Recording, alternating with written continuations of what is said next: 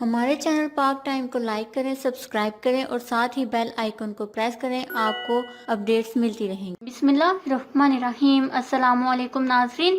LDA نے police کے ساتھ مل کر 3 معذور بچوں کو گھر سے باہر نکال کر گھر گرا دیا۔ جی ہاں ناظرین، لاہور میں جوہر ٹاؤن میں LDA نے معذور بچوں کو گھر سے باہر نکالا اور زیر تعمیر گھر گرا دیا۔ واقعہ جوہر ٹاؤن میں پیش آیا، جہاں LDA نے کارروائی کرتے ہوئے گھر کو گرا دیا ہے۔ ذہنی طور پر معذور بچوں کا گھر گرا دیا گیا اور ان کو گھر سے باہر نکال کر ان کی چارپائی سڑک پر ڈال دی گئی۔ سوشل میڈیا پر واقعے کی ویڈیو وائرل ہو رہی ہے۔ وائرل ہونے والی ویڈیو میں واضح طور پر LDA اور پولیس کو معذور بچوں کو ان کے گھر سے باہر نکالتے ہوئے دکھایا گیا۔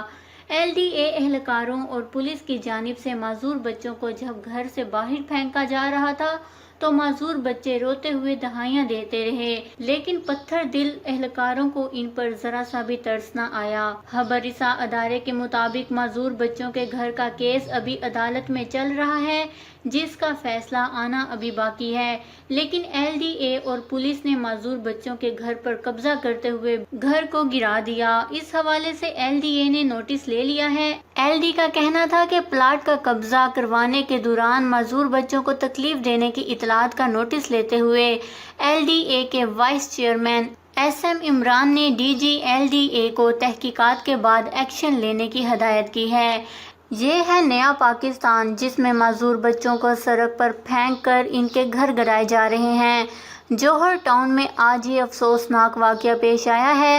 بچے پیدائشی ذہنی معذور اور گھر کا کیس عدالت میں چل رہا تھا، مگر قبضہ گروہوں نے LDA اور پولیس کو ساتھ ملا کر گھر گرا دیے۔